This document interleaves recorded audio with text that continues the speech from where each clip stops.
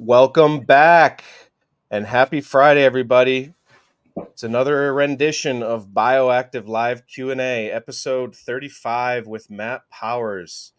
I'm your host, Mark from MI Beneficials. With me, as always, I've got Brian from Rubber Ducky Isopods and Kevin from OK Calyx, who's live from his 2024 Autumn Immersive in Tahlequah, Oklahoma.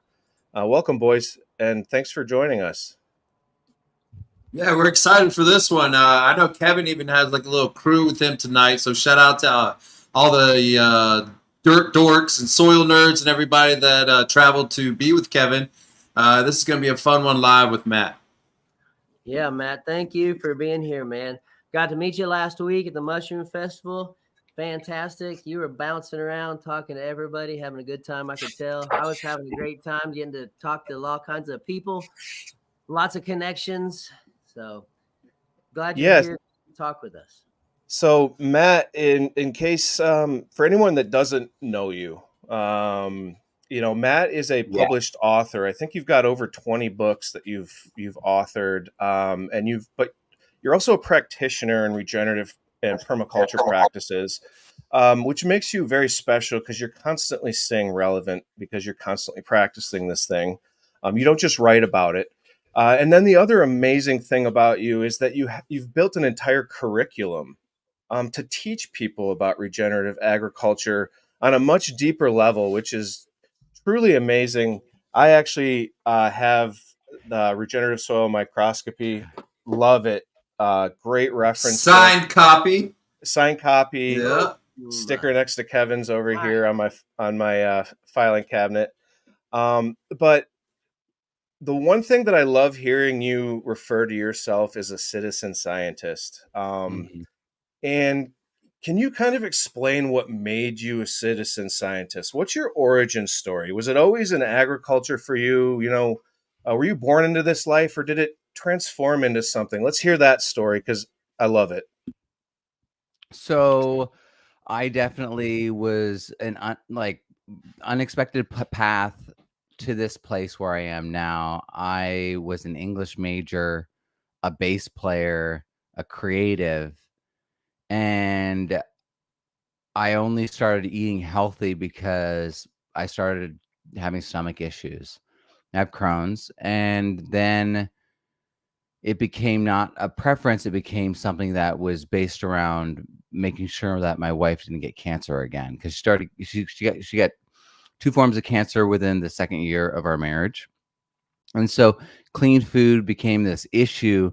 Then figuring out what real nutrient dense food became its own issue. And so I was always chewing on these ideas, even at an early stage, but it wasn't with the rigor. It wasn't with a real true scientific understanding. I came up in the permaculture world, and there's a lot of well-meaning myth making and just passing on hearsay and anecdotal things and just hoping, there's a lot of that. And that's the organic world. That's the organic gardening world. And permaculture, I was part of kind of tying it to actual concrete examples and creating a cited textbook. And I had this friend, William Padilla Brown, who he is a citizen scientist, and he's always kind of worn that mantle and converted people. And he really kind of hammered the higher level calling to me, test, DNA testing, going that extra mile. And then the closer I got, the more, how when you're driving and you think you understand what you're looking at, and then you get closer and you're like, no, that's not a building, or something. You just recognize. That's how the testing kind of occurred to me. The emperor wears no clothes. We're in a situation where people are multiplying and scaling up numbers and adding, all this extra to do and hullabaloo to try to get it accurate, but they're at the same time comparing different volumes of soil. So if you take soil that's 50 to 60% air, and that's like really, really loamy garden soil that you can squish into a ball, and then you have like compacted, terrible soil, they're comparing those numbers as if they're the same thing. And your soil, as it improves every year and takes on more air, you're taking a greater volume of the actual space of the soil. So this idea that we can create these fixed numbers and then operate and I understand we want to connect to an acreage because that makes like doing all the math easy, but it doesn't work that way.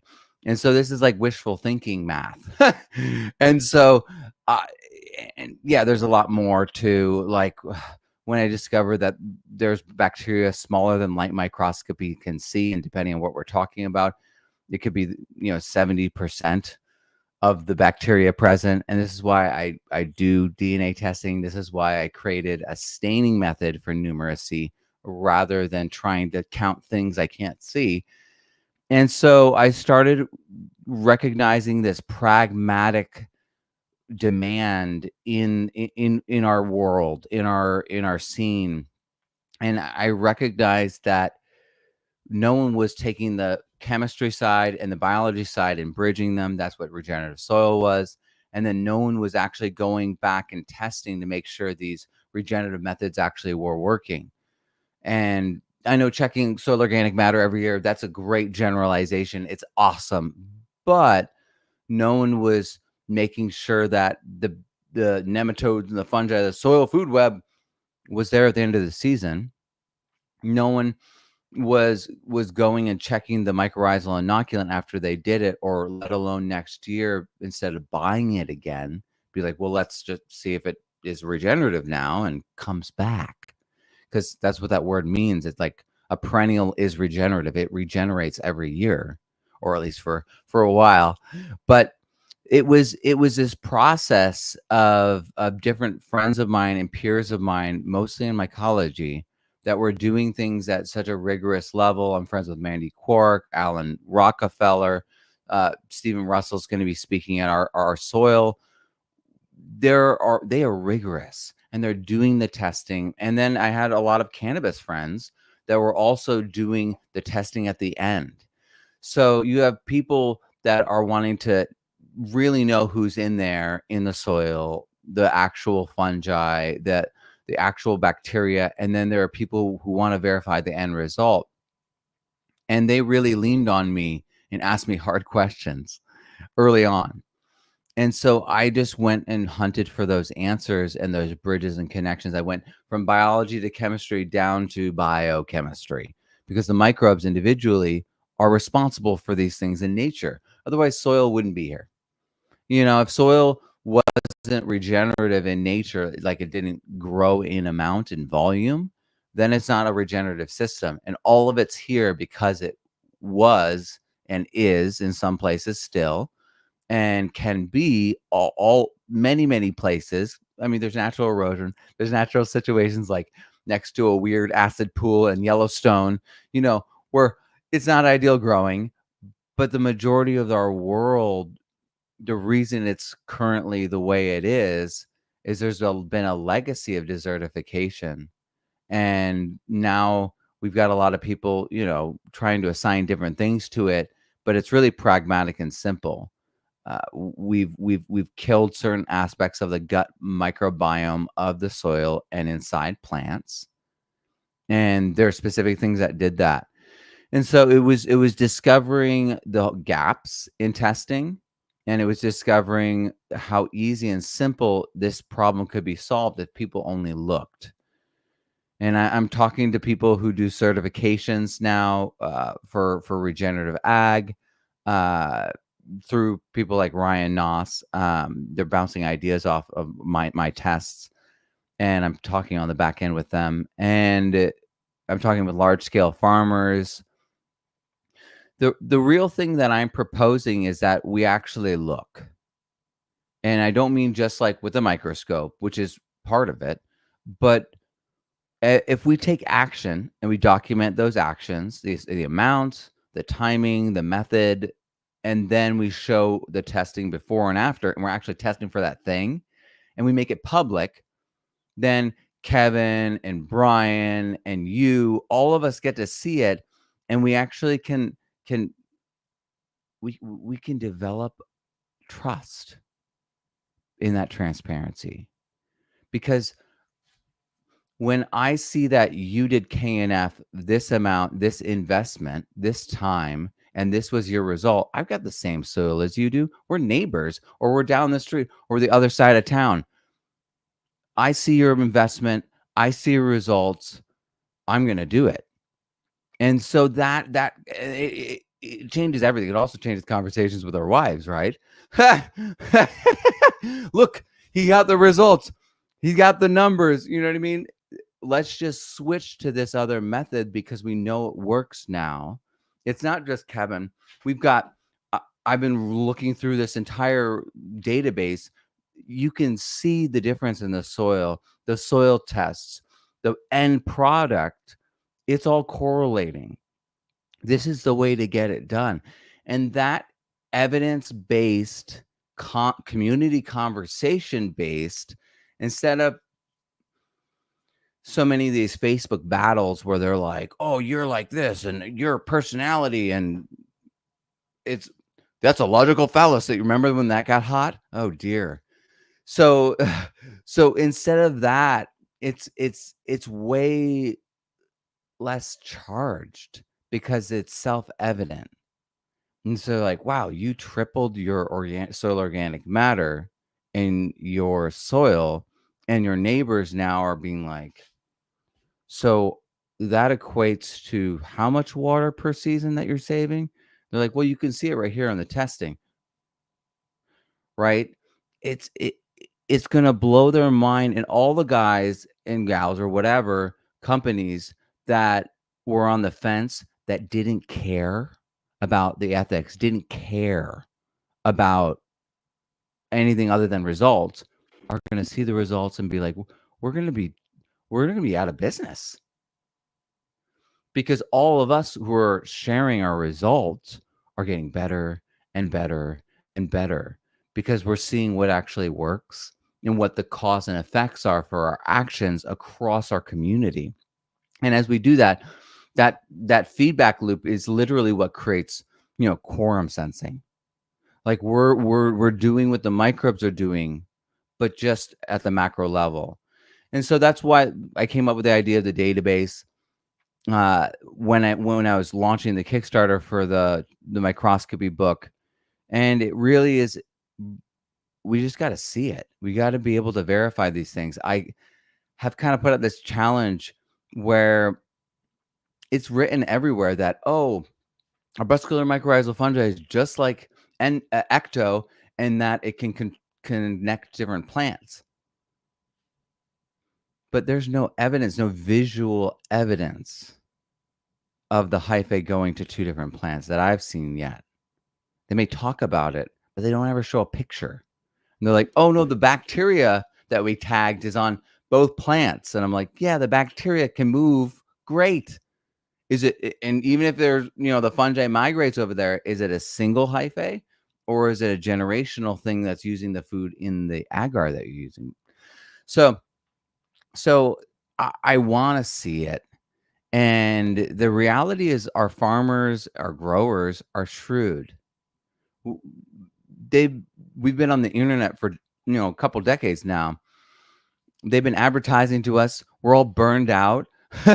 We're all like, we're kind of done. And now we're on to like, yeah, all right. Well, how is that actually working? We're not caught up in what they were trying to sell us. We're now really getting after it. And that's a calling. And so there's all these people who want the truth. And that's what, the citizen science really is a call to. It's like, there's contamination. We don't know how much. There's heavy metals in the water and the air. I really want to know. And our food is not what it was, and not what it could be. And so the only way to get at the higher levels of expression is to test, take action, and test again, and to do it so we all can have that feedback loop and grow. So that's really been, the progression. I originally was writing things down that my teachers were teaching me, like Jeff Lawton and Fukuoka and Sepp Holzer, and then I began to cite things with real farms and scientific literature, and then I began to debunk and demystify things and create new protocols in order to fix things. I mean, it's pretty wild that an English major and then English teacher who was a professional musician for almost 10 years is the person that is like, oh yeah, soil science, all the numbers are wrong. It's pretty wild. But once you see it, you can't unsee it. Because we all squeezed soil and had it go into a ball. So we know there was air in there. And they're either baking soil and then weighing it, getting rid of the structure really well and all the moisture, or they're doing it in a, a, a like a one of these. And so they're taking a test tube and they're putting, 1 ml. They're tamping down, or they're adding water and then displacing it. By the way, displacing with soil that wants to crumble and come off in chunks. It's very hard to get 1 ml exactly. But then you're also skewing it because the amount of air that you're losing is efficiently being displaced with water. And the amount of air is being lost as you bake the structure out of it when you're baking it to do the university method. And so all their numbers, they're multiplying from these small amounts up to the gram, up to the acre. It's ludicrous. It's wild. And I just feel very, very lucky, and I'm honored by all these things that happened in my life that brought me to the place where I could be like, I was the kid that would point weird things out and be like, that's that way. And people would be like, what are you talking about?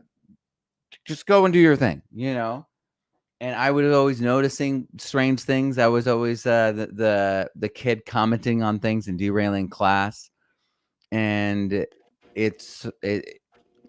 I am just grateful that I saw this, because I've been doing teaching and curriculum for a long time, but it almost feels like some days like science is purposely hobbled or something like that.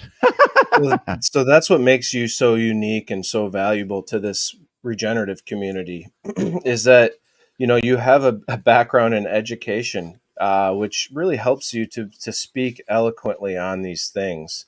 And I think that by being able to define some of these woo woo things, as I think you like to say a lot, the things that you see in nature and the practices that some of us who don't have a microscope, haven't been inspired enough to go that route yet, have seen it work in nature successfully over and over. So to some respect, that is woo woo. But to be able to pick up a book like Regenerative Soil Microscopy and actually start to understand the organisms that you need to see in healthy soils, and now all of a sudden you start feeling empowered to actually go look at what you have out there. And we spoke with Organic Alexa, who took your course and is obviously very complimentary of you, as a big Oh, that's inspiration so in the nice. work she does. Yeah, and so she's a big proponent of verifying and looking at things under the scope to ensure that those teas, because she's a big fan of those aerated compost teas, as we found out last week. And so being able to put a definition and actual examples, evidence-based examples, is really powerful. So anybody who's interested in having a deeper knowledge, definitely look at, I think you call it the trilogy of regenerative books, right? Yeah, the Regenerative Soil Trilogy. Yeah, and before you explain what those are, the show here this is a really cool opportunity for everybody that's on right now to drop in your questions. What happens is people wait till questions start getting answered, and we'll get into those in probably 10-15 minutes here. But we have to cut it off at some point. So if you guys really have some burning questions, start dropping those in the comments now. Make sure you hit the like button so other people can find us. Hit the subscribe if you don't already, so you can find our shows and the clips and stuff like that. And obviously follow Matt, man. The amount of knowledge that comes off of just the free knowledge that you have in your podcasts and your YouTube channel is unbelievable. But back to the trilogy of books. Walk us through that trilogy, and hopefully you have them there so you can show us what they look like. All right. So this is really what happened when I applied permaculture principles to soil. Permaculture is that Venn diagram where it's earth care, people care, future care. And that overlap is permaculture. And so regenerative soil is an overlap of the plants, the roots, photosynthesis, the air and water, Goldilocks levels of both, the right minerals, the right biology, and the right levels and right forms of organic matter. And so I mean, because those are the things required to have soil increase in volume over time naturally. And my number one question was, how does this happen in nature? How does nature do this? And if these are plant essential nutrients, how are they mobile? How are they cycling through? And so I realized university ag was focused on NPK and calcium and a few other things. And then university environmental science was focused on heavy metals and also leaching of NPK. And so we had really good visual diagrams of leaching of NPK, but we really didn't have natural diagrams of what nature is doing with all the micronutrients. And I struggled with a 12-page solid block text, or the worst is the white blocks with words on them. Or no, the worst is the blocks that are connected with arrows and they have a letter or a number on them and a legend down below. So you're going like this, trying to like patch meaning together. I hate it. And so for me, I actually started making pictures so that I could actually understand it. And then I started getting really into it, and I spent over 3 months making just the cycle diagrams.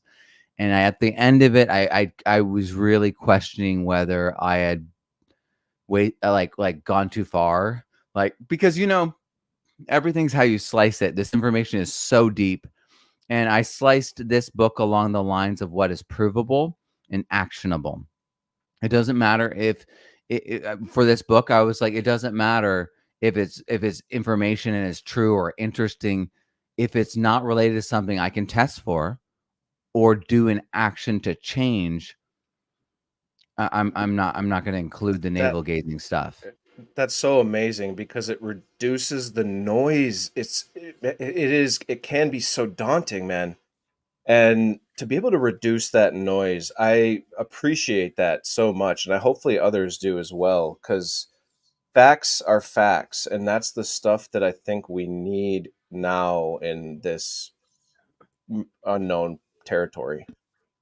Absolutely. And also, when we look at a lot of these tests and test results that are in the scientific literature, you'll see that this is often a handful of tests that are being done, or a meta study where they're just taking other people's answers and saying they're all equally true and all equally valid, all equally done well, and then using that data in charts and stuff. So you come to this realization that the science that you're doing as you're talking with your friends and the testing that they're doing is the same testing that they're doing at universities. And then you're realizing that these universities are using university plots with graduate students who've been gardening maybe a year, farming maybe a half semester. And you realize like they're not as qualified as they appear. And then you see the way that they're doing tests and you're like, that's going to create false positives. Wait, that's not even how you test for that, And so you start. There's like an ulterior motive, or they're leading half the time as well, because they're looking for some specific outcomes. So they're testing for the things that will help them get that. Absolutely. You have people doing mycorrhizal fungi testing and using glyphosate in the same field. So they're guaranteeing failure. and that, focused end result is real. But once you read how they're doing it, you're like, huh, right. So I don't trust you now, and so I've had to wade through so much information. And then what happened was I waded through so much information, and then I started getting on the phone with companies, and they're like, no, their dye is bad, use our dye. And they all had like different, like, opposing safety sheets, and like, oh, it was wild. And I realized, like, science is the wild, wild west right now. And emperor wears no clothes. There's things that are just happening, and people are just running with it as if they're real. Like, let's put, PCR up to 40 cycles and then say that it's diagnostic. Woo! No, you can't do that. And so, like, we have this moment where we really, the responsibility, no one, you probably heard the phrase, no one's coming to save you. No one's coming to give you clarity. I mean, maybe I will, but but your friends are the ones. People like Kevin, people like Mark and Brian, people in our actual real community of real people, they're the ones that are going to, in conversation, in feedback, in community quorum sensing, that's going to give us those answers. And so I began to do the actual testing, and then I always form like a team of peer reviewers that are specialists in different aspects. So this one has like a redox expert, it has mycology experts, has, a whole slew of people involved in this. This one has less people because it's so much more niche, but I've had to, find those experts and then run the ideas by them and then get their feedback, because I'm going wide ranging in all these different ways. And I've had to really kind of take 10 steps back and help people combine different tests to create clarity. And so this is it. This is all the actions, all the recipes, holistic combination of comprehension and interpretation of the world around us so that we can partner with life that's inside plants, on the roots, in the soil, in compost, all of it. This is how we test and see those things. And so they work together where you start here, then you go here, and then you come back to this because it's recursive. So you're like, okay, that's missing. What's the recipe I'm going to do for that?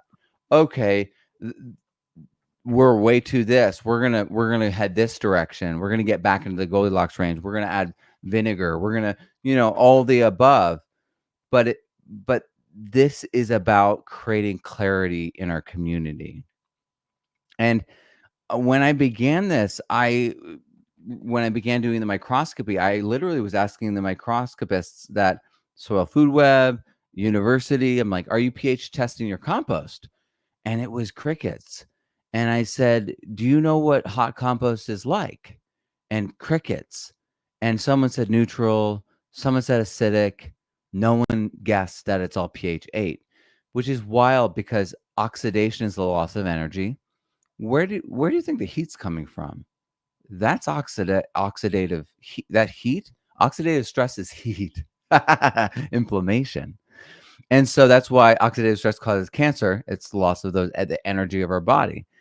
It's also the case that aerobic compost is oxidizing, which makes things alkaline because it combines O with the substances in it, oxidizing, and rips off the energy, the electrons and the protons, and liberates them. And that liberation of energy is the heat. That liberation energy is that fast breakdown that we all, appreciate, but we have to recognize it for what it is. And so it was wild. And then I follow up with, do you phosphorus test? And they're like, when I said nitrogen testing, because you don't want to put nitrates out, you maybe want to use EM or lab and amino acid that, right? That was cool because some people understood EM. But when I said phosphates, it was just crickets all over again. And no one was doing nitrogen testing, but they understood it. Phosphorus, it was like no comprehension whatsoever. But if we're adding compost when we do our mycorrhizal inoculants on our transplants, which is literally what everyone was doing, and I think a lot of people still are, you're inhibiting the mycorrhizal fungi from bonding with the roots or even growing. because high phosphorus, just like phosphate fertilizer, triple super phosphate or rock phosphate, all of that is actually going to tell the mycorrhizal fungi you're not needed. This is why nodules don't form on nitrogen fixers when there's a lot of nitrogen. So it's very, very simple, very clean, very clear. But when people don't know to look, when people don't know the actual cutoffs, pH wise, EH wise, when they don't have proper charts, in other words, and that's what this has. These all have charts that allow us to actually compare things. They get caught off guard. I mean, for instance, some people are like, man, I'm in the right pH, but why am I not? My plant, I've been putting it in the soil, like, I don't know what it is. I got plenty of this, I got plenty of that, but it's not uptaking. And it's like, oh, that thing is, you're just too oxidized. You need to water more, or you need to make sure your water is not so alkaline. And you don't see that unless you have these charts, unless you have this information. And so I was able to gather all these perspectives and combine them, and because they are combined in nature, they're one thing. And we just separated them out in science and had the mineral geology people over there, and then we had the biology, microbiology, people over there, and then we had the people doing the gut biome, and they're the cutting edge. Meanwhile, it's the same microbes in the gut in a huge overlap as there are in the plants and the endophytes and in the compost. So it was this process of discovery and creating clarity. So this is microscopy, but I combine microscopy for comprehension with NPK testing, salinity testing, the microbiometer, because as you might imagine, color is how we get around the fact that we can't count everything. So the microbiometer is a great objective test because there's a lot of people out there who are measuring fungi, and then they're like, the fungi. And I'm like, which fungi? You're not even looking at the mycorrhizal fungi, which is the most important. And then saprophytic fungi, I've got some pathogens for you to look at. And then you tell me if they look different from what you're looking at. Because a lot of people are looking at alternaria, they're looking at aspergillus, and they're not seeing it through the full life cycle. And they're not identifying the spores, and they're thinking things are good. And they're good for decomposition, no doubt. But is that good for your adding to your soil, adding to your plants, or even smelling? Because a lot of people they're compost huffing. And I know that, microplastics are everywhere. And the number one things breaking down microplastics are fungi like aspergillus, fumigatus, which has killed people, and alternaria, which also can mess with you. So it was this process of gathering these things and then testing them out and then flexing them so that it was like 12 drops, 30 drops, and then like, can I get away with 3? And so I just went back and forth and tried the testing all these different ways. I learned all the different stains for every stage of rhizophagy from Dr. James F. White, and then I was like, well, maybe if I just use methylene blue, a drop in on the thing, and then rinsed it off, and then looked at the root hairs, the end of the process, because the root hairs don't grow unless there's rhizophagy, and unless there's significant bacteria, they don't get pushed out of the root hair tips. So I just went to the end of the process. Again, I'm just trying to make this so clean, clear, and easy that people do the work, first of all, and then that is valuable. Because unless we have enough people doing this work, we actually can't create meaning. Part of the reason why I give away and share so much information is so much of this is done in like a black box kind of way, where they're like, oh no, I have the numbers. You're 25. It's like, I'm 25. What does that mean? They're like, oh, 25. You want to be closer to 40. It's like, okay, well, what does that mean? They're like, well, 40 and 45. If you're 45, oh my word, you have the best soil. And it's like, but what does it mean? Like, what is that actually? Right? And so I want things to be actual things. You know, it's like, oh, you have these really high terpenes that are related to this microbial blend that you've developed. Because guess what? The terpenes are microbial conversations, as Dr. James White has said. So we're going to see people who come up with microbial blends that are tailored. They're like, oh, I actually brew I'm sterile and I brew the yeast separate, and it's specific yeast separate from my lab so that I do the exact amounts, 30-40% that, and then I'm doing, and that we're going to see nuance emerge from the freedom that we get from being able to communicate, and people are going to have tailored recipes for everything. So I'm really excited for it because I know that the science has been held up, and there are people, I feel like, and I don't know, you can't know people's intention. They just might be trying to be greedy with information. It might not be adversarial. They just might be want to control everything. And that's just, they're innocent wanting to control everyone's lives. But there are people in the published science world that are buying up as much of the mycology information. Wileys, you probably encountered Wileys before. They're like Springer. We all know Springer because they put up free open articles that we all can read. And Nature is pretty good. Usually, you can usually find Nature articles. But Wiley's is buying things up and putting them so that you can just see the abstract. You can't see anything else unless you pay a lot.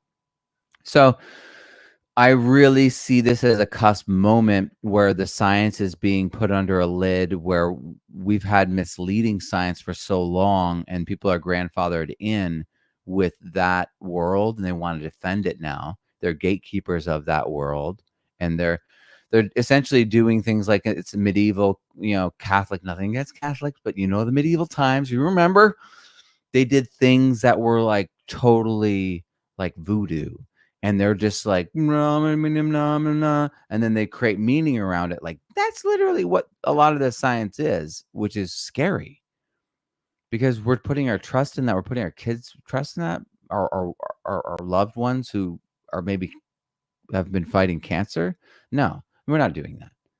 And so the fact that we also know, because of Moms Across America, other people who test things, we know our food's contaminated. We know the water's contaminated. And so we need to take responsibility for our own communities, not trust all this higher up nonsense, and do the testing ourselves and create the clarity ourselves, because there's an elegance to all this. And once there's like a click that happens when people there's an epiphany that happens when people take my regenerative soil course at some point in it, where they start recognizing truly, not just as an idea, but they really get that sense that these things are all one thing. And the energy exchange, the microbes, all of it, it's all happening at the same time. And for the plant, it's one thing. And once you begin to see these things move, and there's an elegance, there's such an incredible just grace to the way the world works. And once you start getting it, you get a sense of it. And then cerevisiae yeast, that's good for arbuscular mycorrhizal fungi. Lager yeast, that actually ushers in a different kind of mycorrhizal fungi, ecto, the alpine. So lager yeast is from like caves. More alpine cave kind is a cave yeast.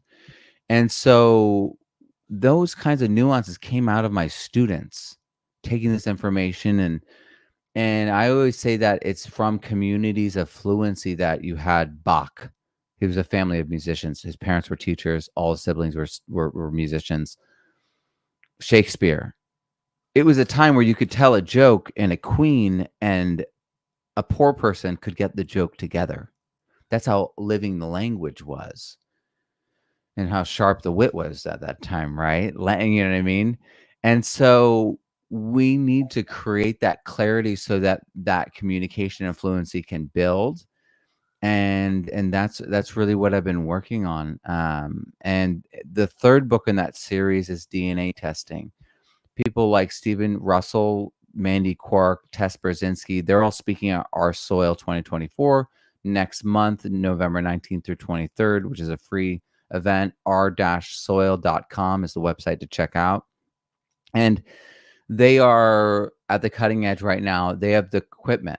So nanopore is really great for bacteria, not great for unless you're doing PCR. So in other words, not so great for fungi. So that's why the Illumina nanopore, putting them together, is what Stephen Russell, Mandy Quark, and Tess are doing.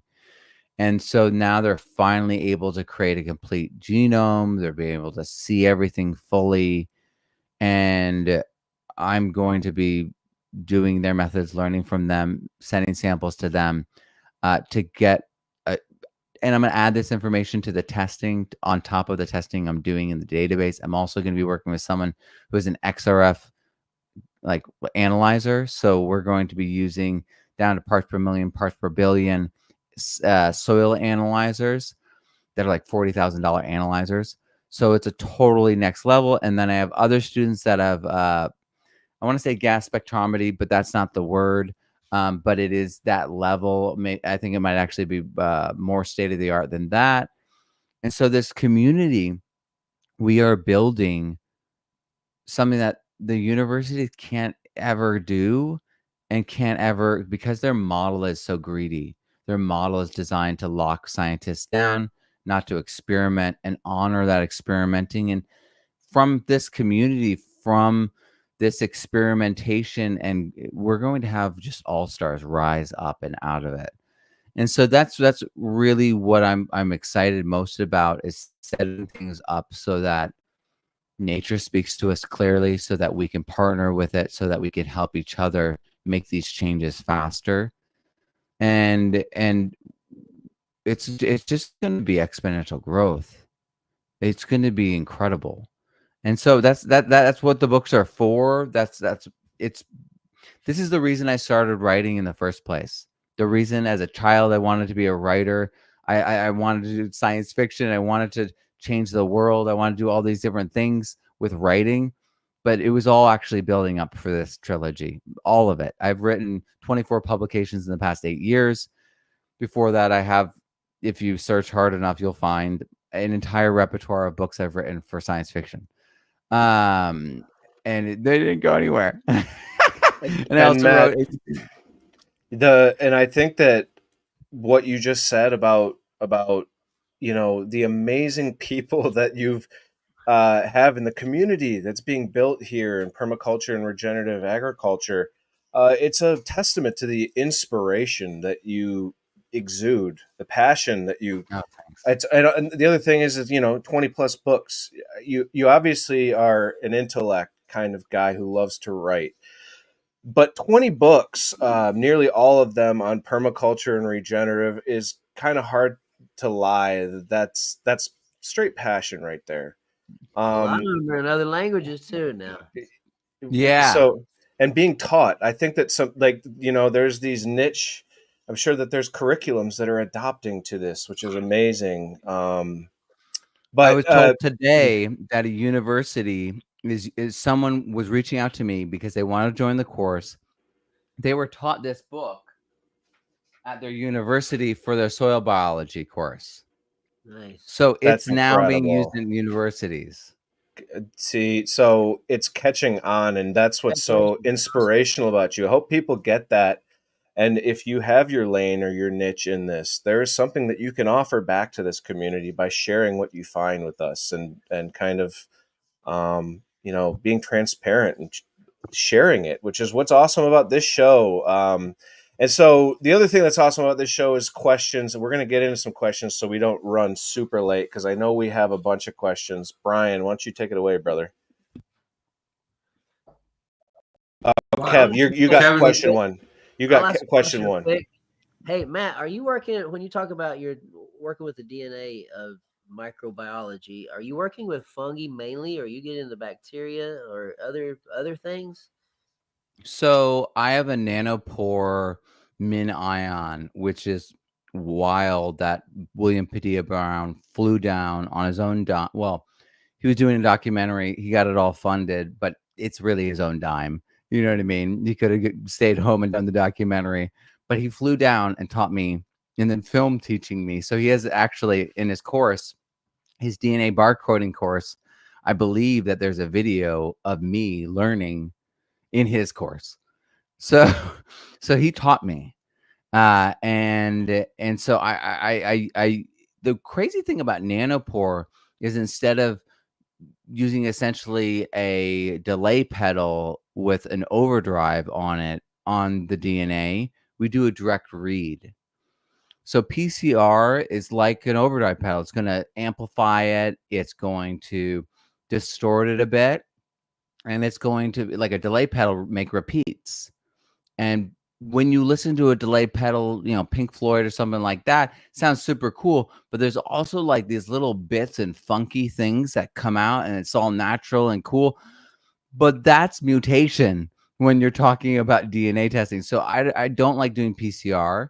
And for a long time, I've said, that I won't do PCR because I want to get direct reads of fungi. Stephen Russell has been working exclusively on this.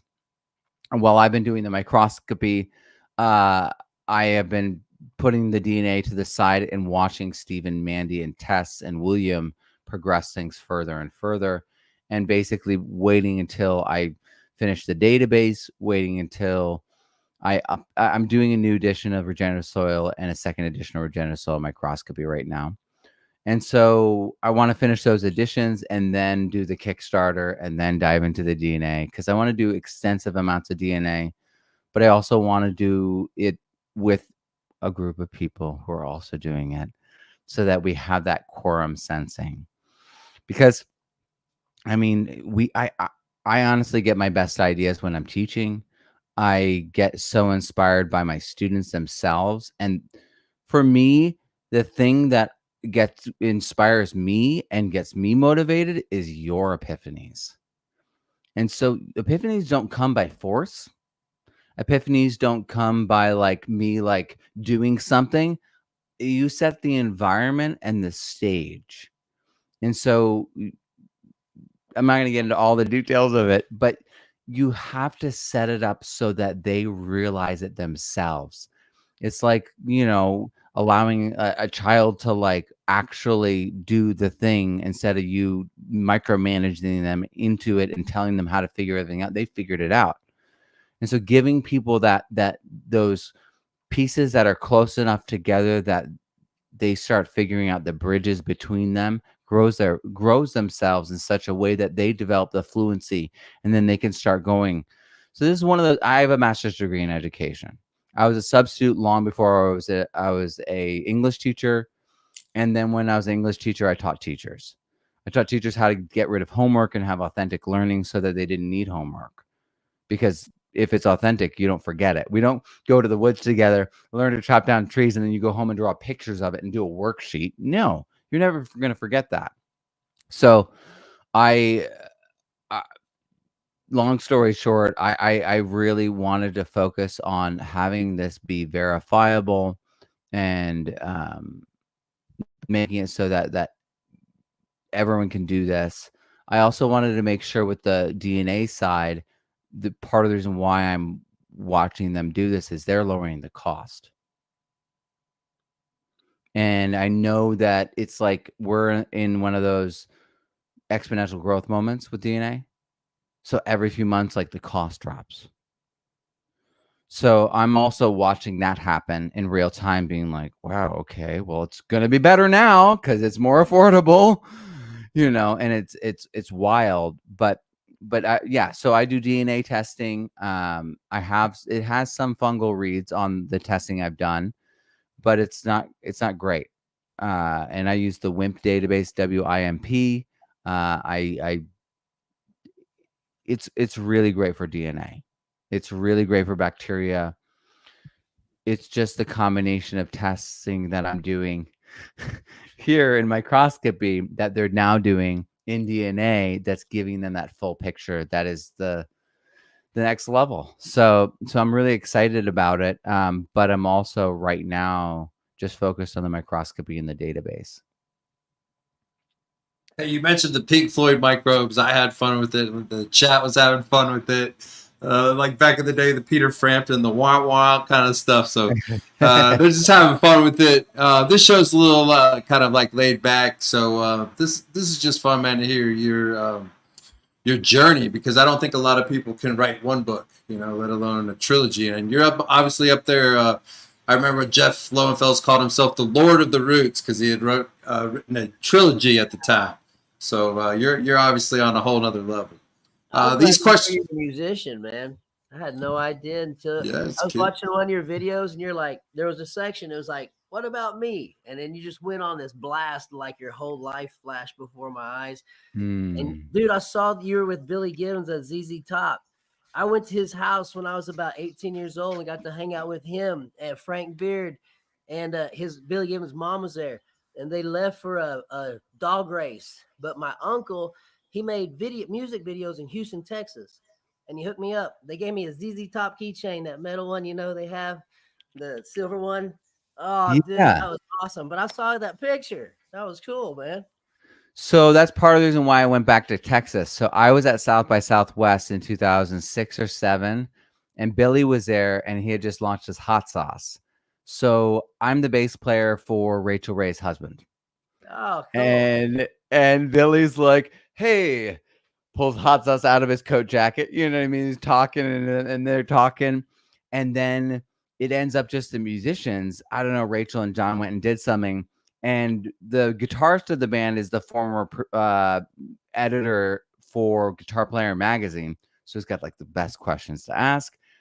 I'm there, and we're all talking about like Thomas Edison and ball bearings, and how Thomas Edison had a metal pan below his bed, and he would fall asleep and drop these ball bearings onto the pan and wake himself up and then write down his first thoughts. And we talked for 45 minutes about how to stoke inspiration. That man is fascinating. And then at the end of it, like Rhoda goes, "Do you want to jam on stage? We could just do it." And it was amazing because we just went out and played like John Lennon Cold Turkey. So, John Lennon Cold Turkey. We did like a blues, and we just played, and he was so good. It was wild because he took John's guitar, John Cusimano, Rachel Ray's husband. He took his guitar, leans back, and just touches the amp like doot, doot, doot. And then it's his sound. Like the signature Billy Gibbons sound was like he dialed that in so fast. I was like, oh, yeah. So that's one of my favorite memories. And that's why I came back to Texas, because I was like, last time I was here was over 10 years ago. And it was like the best time ever. Nice. And yeah, I love it down here. Yeah, you jam with that little band from Texas. That's awesome. Yeah. We have our first question from Rick Easley. Are endophytes visible under a scope? Are there any known microbes that prefer the endophyte's life? Yeah, so there are definitely visible. And at the time, like 20 years ago, when Elaine Ingham was coming up, they thought that, like, it's even in her like field guidebook. She was like, if there's microbes in your plant, they're sick. That no one knew about endophytes except for like mycologists like Dr. James White. And even then it was like, well, they might be good. We don't really know. And so endophytes are totally visible under the scope. We only found them because there was good organic farmers that had good, healthy plants. They figured it out. And then we started finding microbes in healthy plants. Sterilized seed, sterilized soil led to sterilized plants. So they weren't seeing them in the big agricultural fields. So when they first started cropping up, people were like, what is this? So endophytes, they're visible.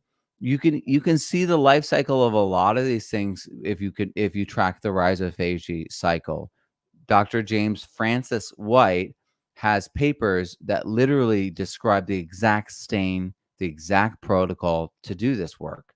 So it's not hard. I just created a crib version of it, where we just go to the end, methylene blue, stuff you can get off of Amazon. So you absolutely can see these things. The things that prefer to be endophytes that are the most common are yeasts. And this is why alcohol would have been alcohol no matter what, because the yeast that turns grapes into wine was already in the grapes. Already there. Yeah. Yeah, it was already there. And so that's common, ubiquitous. Purple non-sulfur bacteria, Rhodosotomus plustris, everyone talks about how it's in manure lagoons and it's in your gut, but it's also it's one of the most abundant endophytes. So, and it feeds 4 ways. It does all these different things. It photosynthesizes, right? So it's a Swiss Army knife biologically, and it's also part of the fundamental reason life exists on this planet. And then lactic acid bacteria. We've got lactic acid bacteria that's going through the entire life cycle and then decomposing things. And so these endophytes often are saprophytes, and they go through the whole loop, and then they help us with digestion and our probiotic drinks. So endophytes are incredible. They're visible, they're verifiable, and we need them. It's considered an endophyte once it enters a plant. Is that specifically is that how would you describe it, or give me an idea of what that means more? So an endophyte, because an endophyte is a microbe that when they're bombarded with superoxide,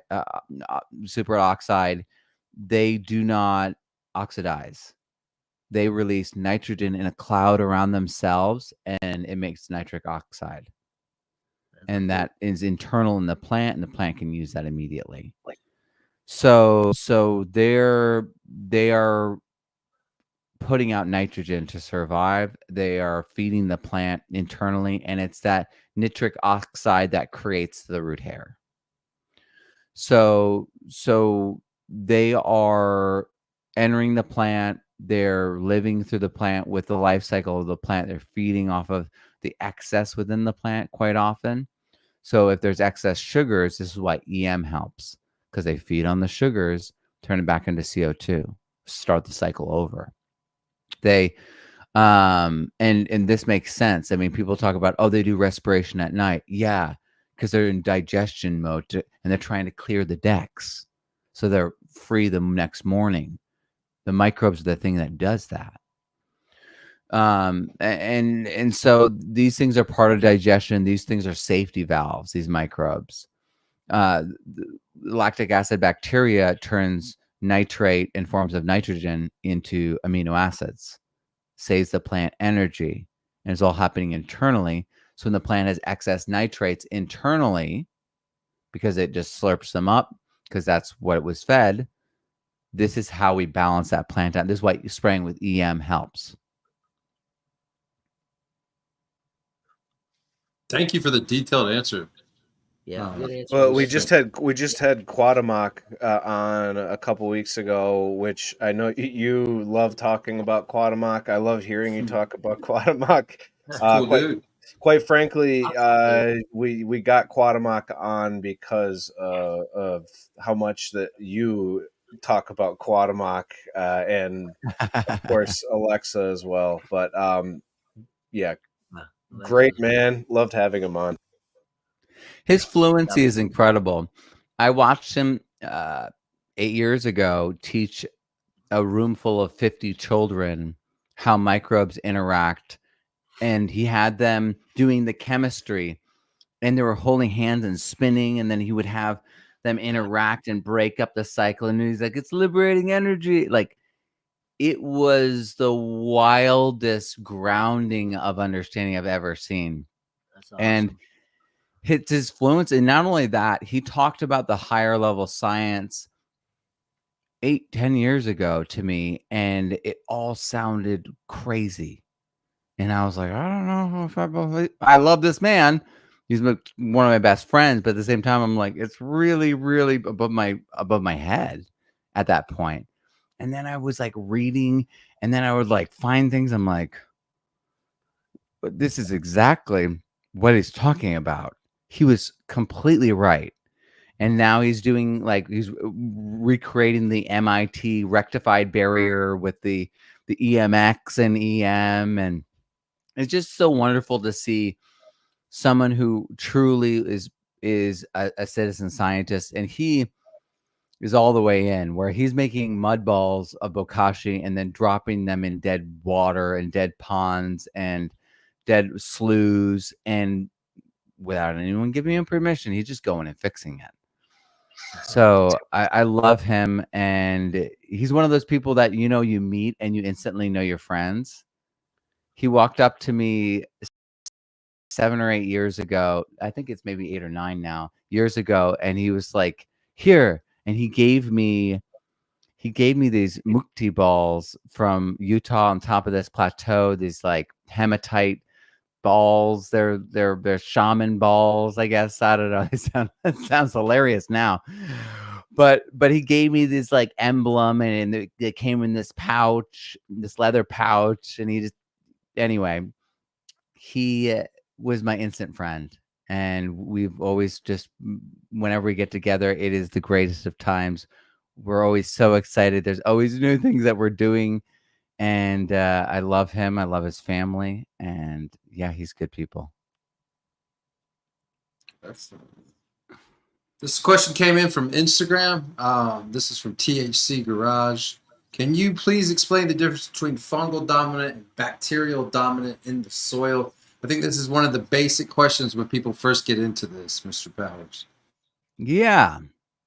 So if we are just talking about from a macro, like you're walking and you want to feel and understand this, go up to Canada or the alpine areas of America, and those forests where there's like a lot of fungal, like a lot of mulch and duff and stuff on the ground, and it's squishy and loamy, and you pull things back and there's all this white stuff growing on things. That's a fungal dominant environment.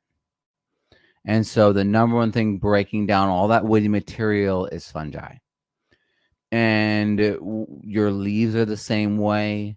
Your harder, more lignin, more tough material, your perennials, your trees, those things require fungi to break them down.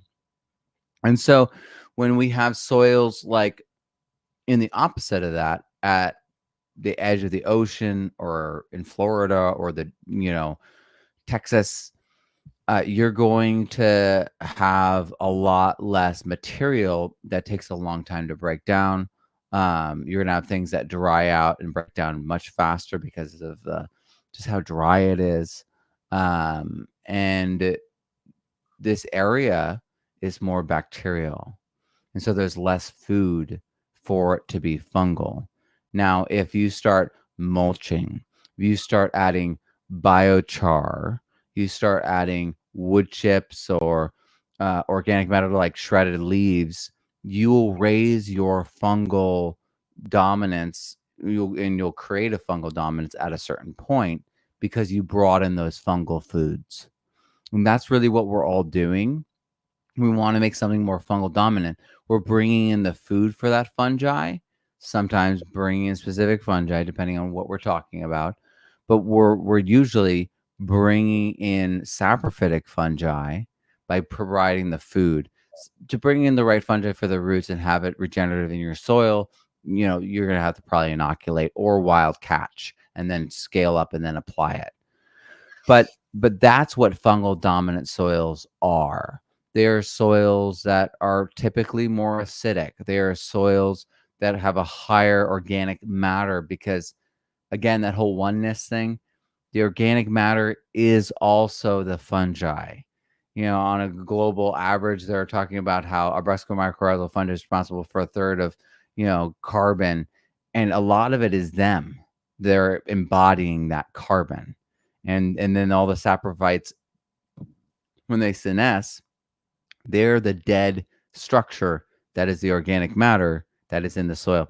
In fact, all organic matter is actually once living organism, whether plant or biology, that is now slowly breaking down. And that's why the DNA is still there.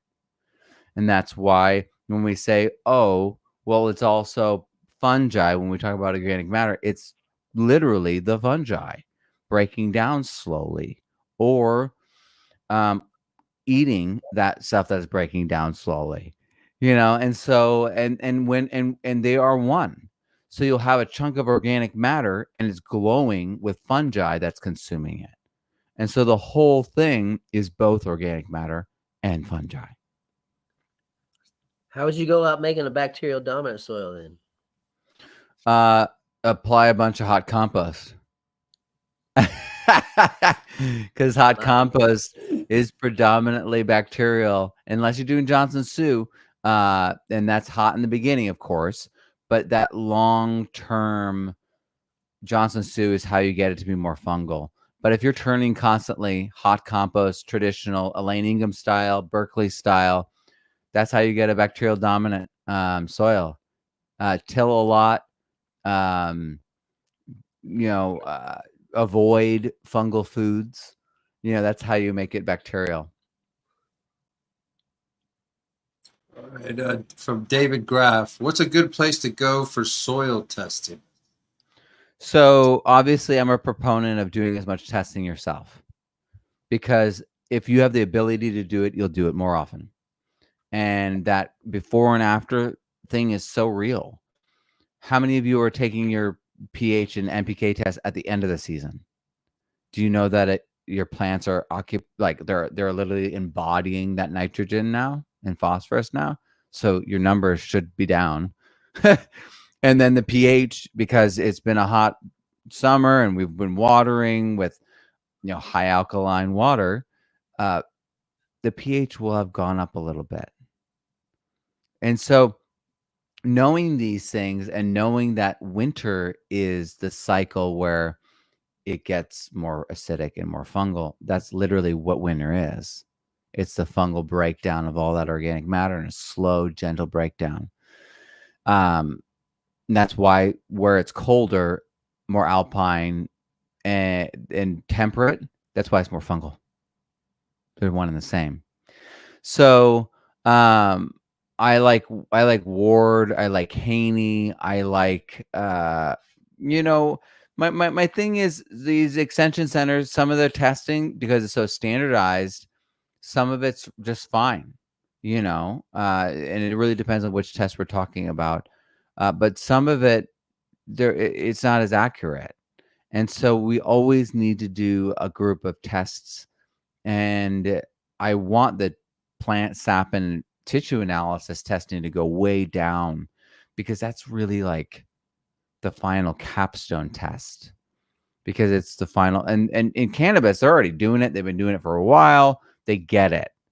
And so it's missing from all the other, like, this is why you have Moms Across America and other concerned citizens testing our food and being like, it's contaminated, because no one is doing that testing.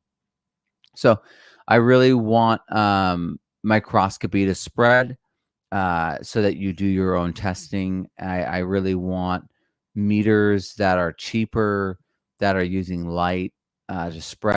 I mean, there was the bionutrient meter there for a little while. He's kind of drawn it back, and he's going to keep doing R&D and try to build up the numbers of data so that he has a better utility for it. That's the reason why I designed my database the way I did, because I wanted instant utility rather than building up data and then having meaning arrive 5 to 10 years from now when I want it now. So I really value DIY, as much as possible, but there are some definitely, Midwest is good, Ward, Haney, but they all have their limitations because they're one aspect of a whole. Less qualitative, more quantitative. Yeah, but you need both, and then quantitative, we need to have it go along certain lines. So with my work with microbes, knowing our ability to count is flawed, I always don't make that solid ice. This is thin ice, right? This is our manual counting. That's a term you can look up and compare manual counting to, flow cytometry, to AI counting, all, manual is flawed. We're human. And then combining that with multiplying it up is just insanity to me.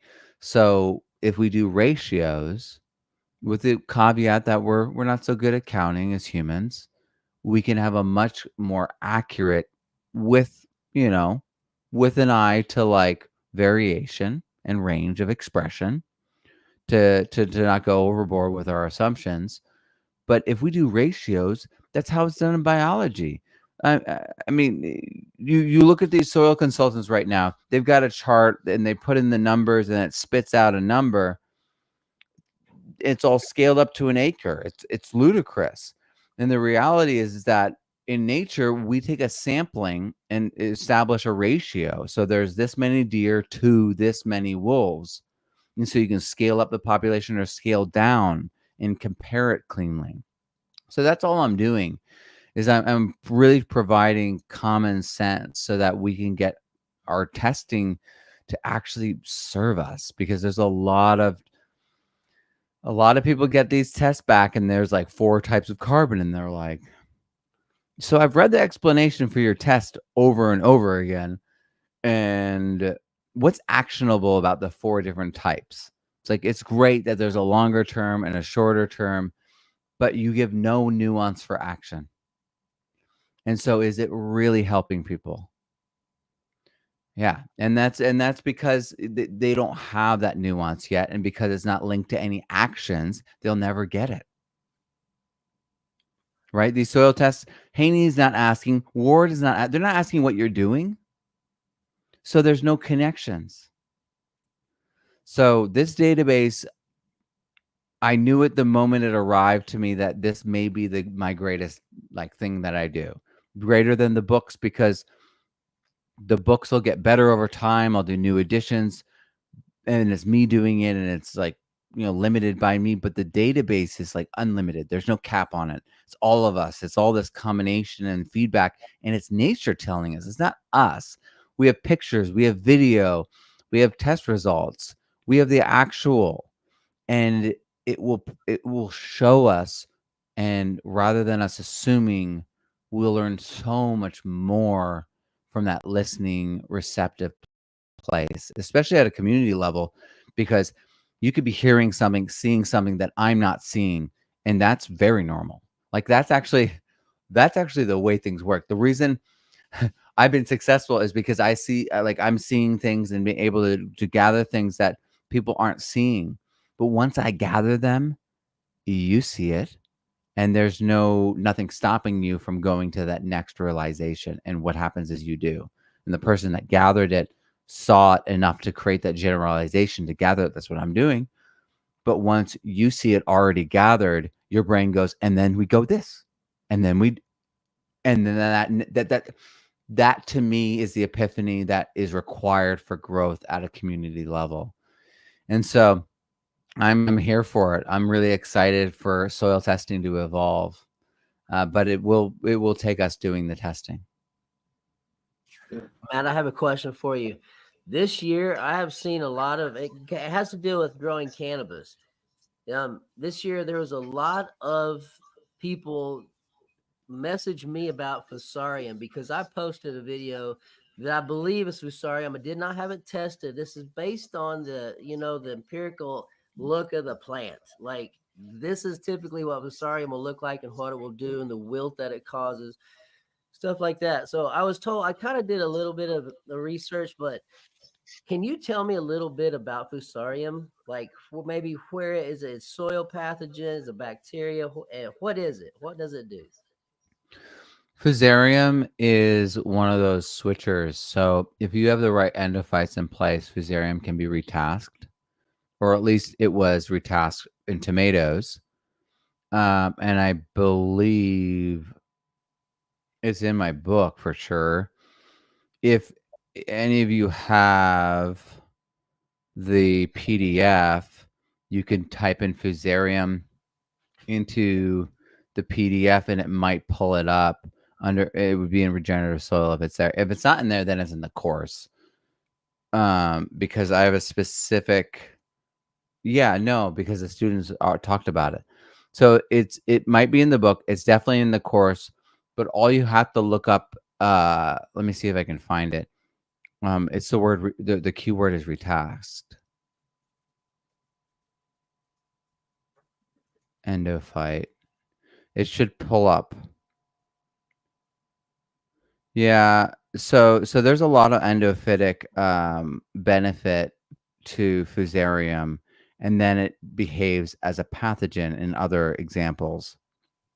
And I believe it's when it's lacking a certain part of this cycling, an alternative feeding pathway for it, essentially, it it behaves differently. That's what Alexa was talking about this too, because I think you've spoken on this before a bit, and she's probably read what you're referring to.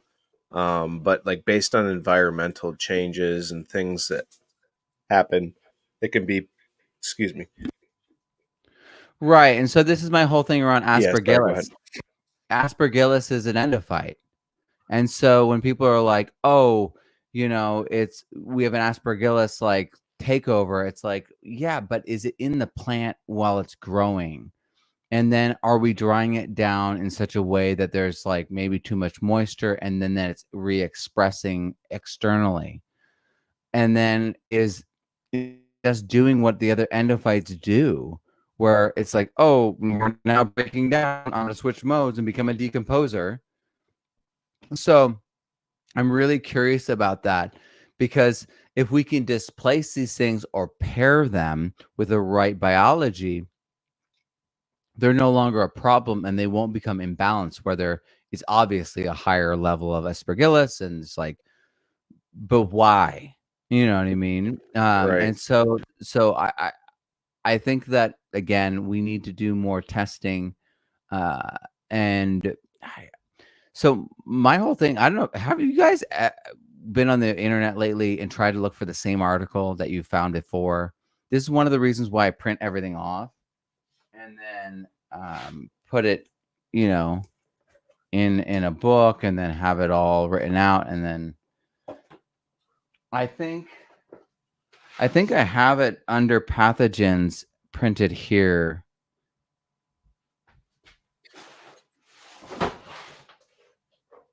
Yeah, I've got I've got all I've got half the library in this room. Plant immunity, biostimulants.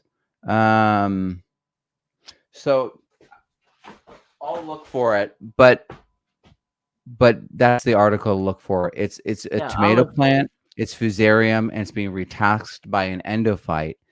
And those are the keywords to look for. Yep, thank you. But yeah, no, I suspect a lot of things. I mean, trichoderma is facilitating arbuscular mycorrhizal fungi to partner with brassicas. It's the same deal, right? So, but it's in inverse of the same deal. So, like, for instance, those brassicas would destroy all the fungi that's there if they can reach it with the compound that they release, right? Especially mustards. But instead, this trichoderma protects arbuscular mycorrhizal fungi and lets it in. And so it's the same sort of thing with Fusarium, just obviously in the reverse, where it's harming the plant, you know what I mean? Unless it has the right elements. I suspect because we've got such a broken soil and plant biome that we're dealing with, we're literally reintroducing plants to themselves. There's going to be breakthroughs. I mean, some of the breakthroughs aren't going to be great when we find out that certain plants accumulate aluminum to protect themselves from predation, right? We're going to discover certain things that are just nature. And I really think that doing this work, letting it play out, is going to be, I think it's going to, in the end, it's going to just be we're going to arrive at such strong food. We're going to arrive at such nuance that our health is going to be completely different. It's going to be biohacking. This kind of goes into places to the last question. This is kind of more of the bro science, or in the early days of if you came over to a friend's house and you didn't have a microscope and all that. What does soil and what does good soil actually smell like? So from Hungry Plant, good soil always has a certain smell. Have you noticed any correlation with smells in certain organisms? Yeah, so streptomyces is the false fungi. That is that wonderful soil smell quite often.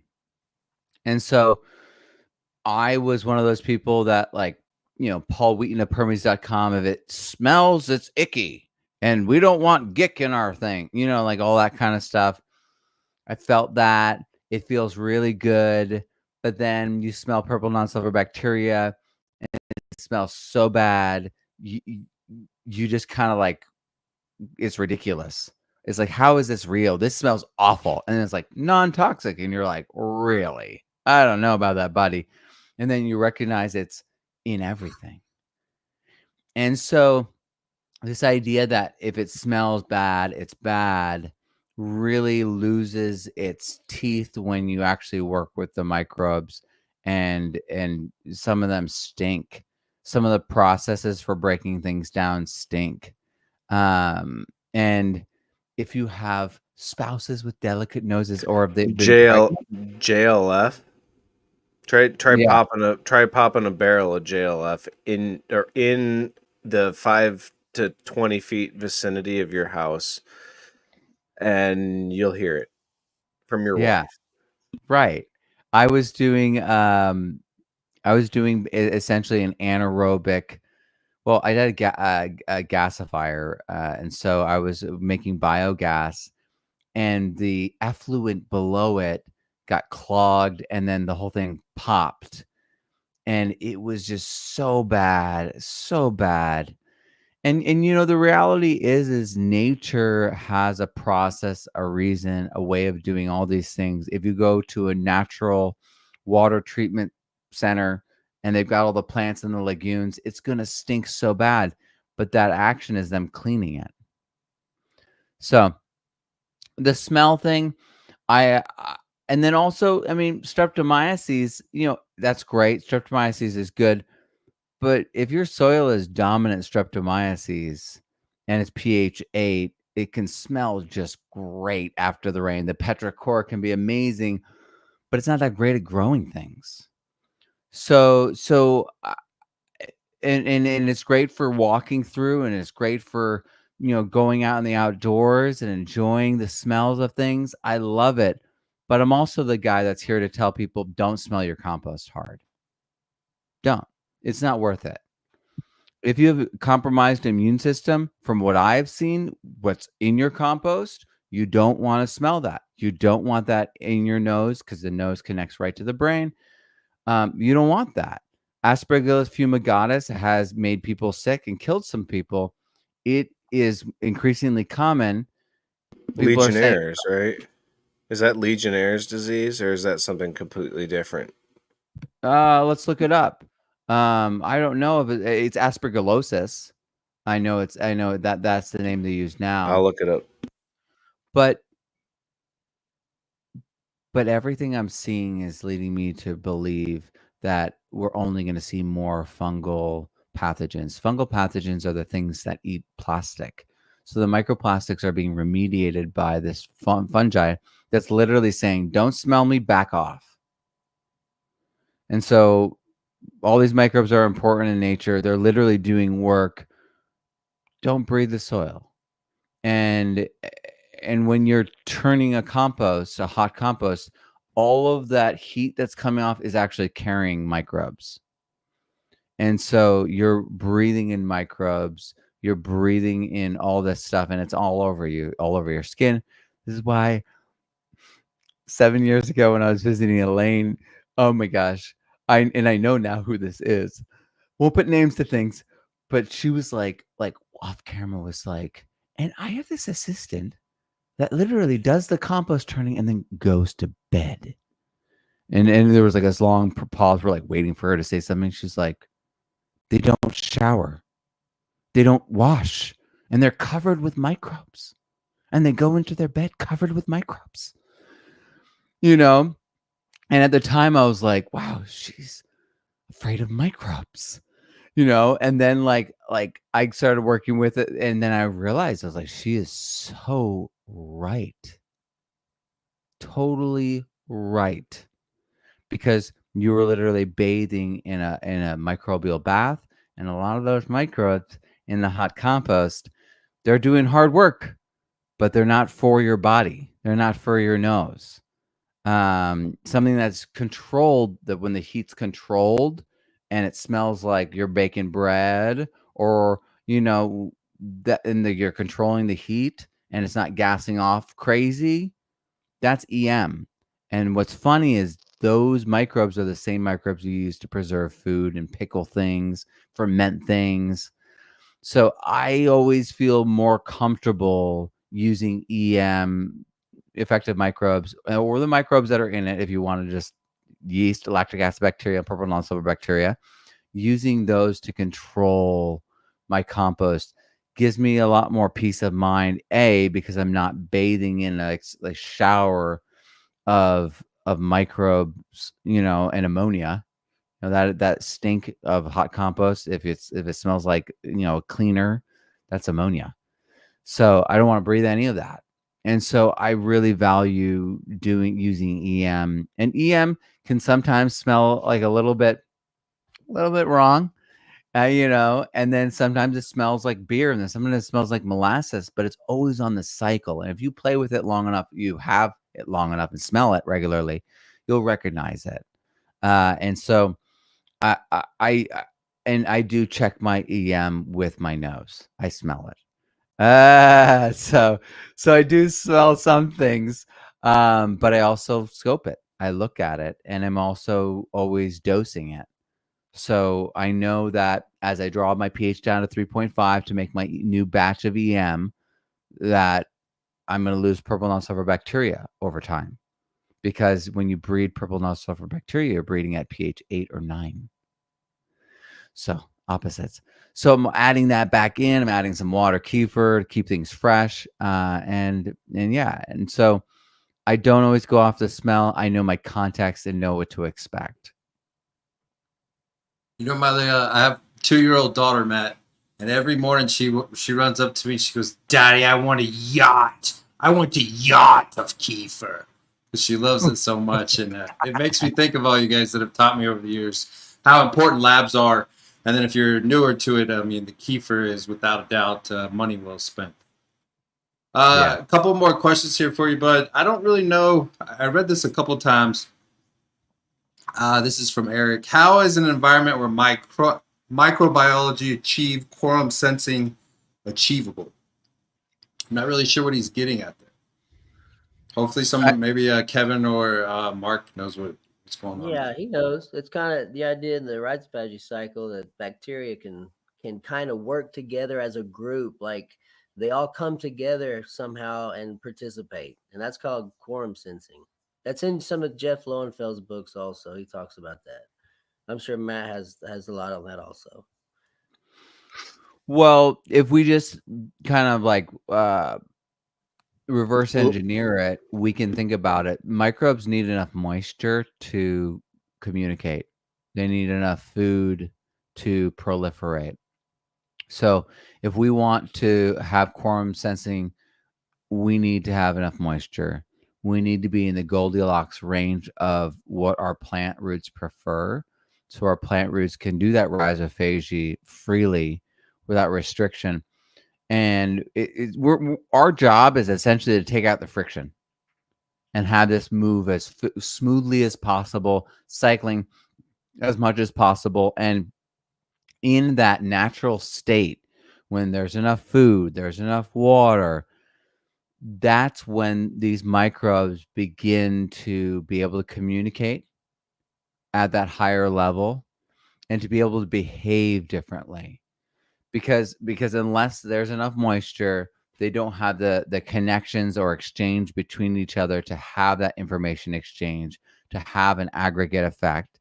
And unless there's enough food, they're not going to have the mobility. I mean, if you've worked with microbes, you know that when there's not a lot of food, when it's a simplified state, they don't even move fast. They're like, And then when it's really going, they're like they're moving so fast, and they're having a lot of sex. I mean, horizontal gene transfer, they look like little bunny rabbits. The two, like, you'll see two like little spheres going all over each other, and they're making microphalluses. This is literally what's happening. They make microphalluses, and they exchange DNA, and it's faster genetic change than evolution through reproduction. So this is how we evolved in many ways. Yes, evolution, reproduction, that's part of it, but our genes are and our microbes within us are cueing all in response to the environment all the time, and in fractions of a second. Man. That's awesome. Yeah, we're gonna have to obviously have a panel one day. Heck yeah. Where we can talk about these things and have like Quatamok and other individuals step in, just kind of take it to the next levels. This is a twofer, I guess, from Mr. Martinez here. How do you remediate high pH clay soil in an arid environment? Yeah, so the great thing about your clay soil in an arid environment is you can do earthworks and start doing water retention dams and things like that to start bringing in water. If you look at a global map, pH is directly linked to moisture levels.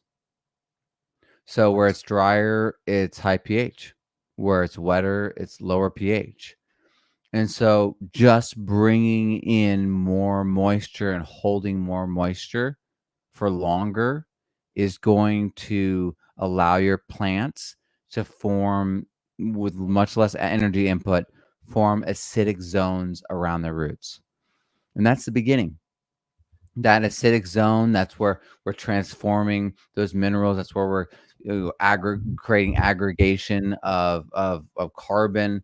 And the more soil organic matter there is, the closer you get to pH 7. So if you're really acidic, you add a bunch of organic matter, it'll pull you up. And to a degree, when things get really, really heavy with organic matter and it's always wet, you get peat moss, right?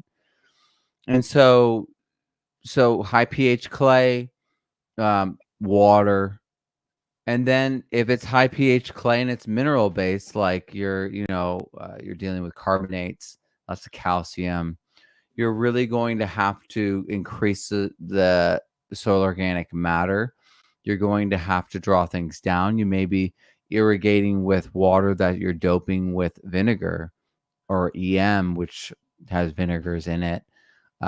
You might be doing acetobacter, dosing on your plants so that they produce more vinegars, you know what I mean, and break down their soil faster. You may be, the reality is with this kind of situation, you can add all those things, but you have to have living plants in the soil as much as possible for as long as possible, have as much shade as possible.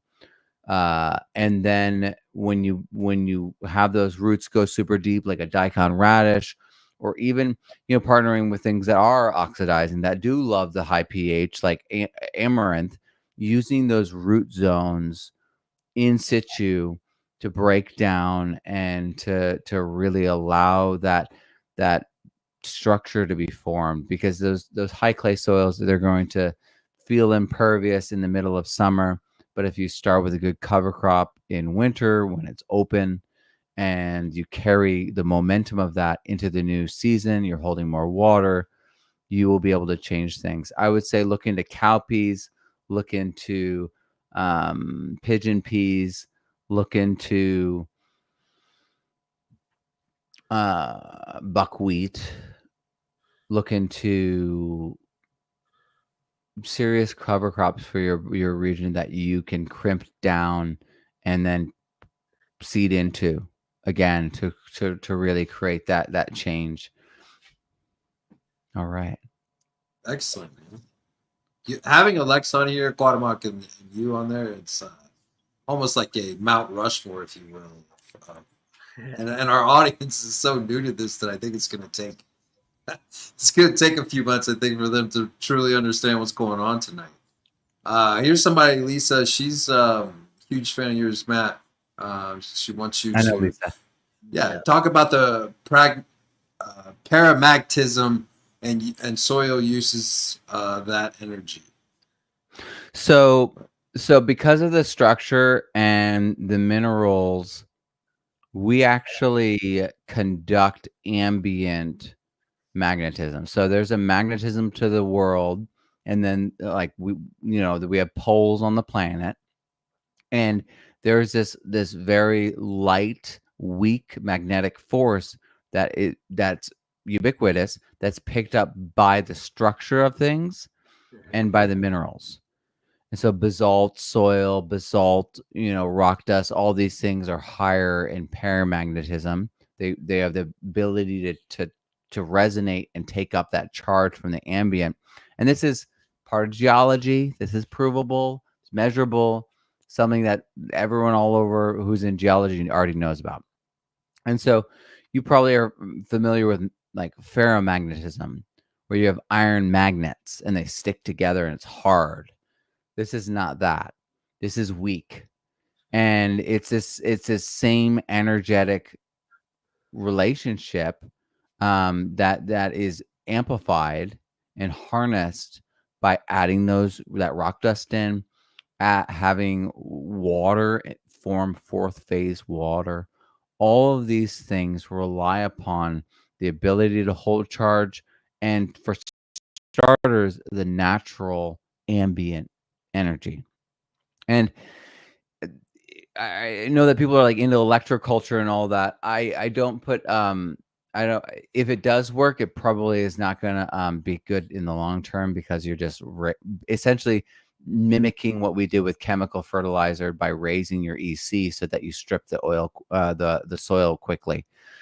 But this is like the real deal, where you're taking ambient energy, not the aether. This is the magnetism of the planet. And we're literally being able to hold it in the soil because we have the organic matter, we have the right minerals, and we have the moisture. So that's what it is, and it facilitates all these things, like better structure, more water holding capacity, better conducting of nutrients in exchange between plants, between microbes, all of the above. And this is why plants are bringing down energy from photosynthesis. They're building up the energy that is already naturally there. They're building upon it so that it creates like a maglev train effect, where things conduct, like you have those two magnets and it just floats across the table with no friction. That's how a molecule can be taken up by a redwood, and then within fractions of a second be on their leaves. And they've done this test. They're tracking a radioactive isotope, and it will go thunk, and they'll be like, okay, how is that even possible? It's not water pumping. The actual physics of the water pumping to the top of the tree doesn't work. And so it's all electrical. It's all magnetic. So soil uses that energy to make things work with less friction.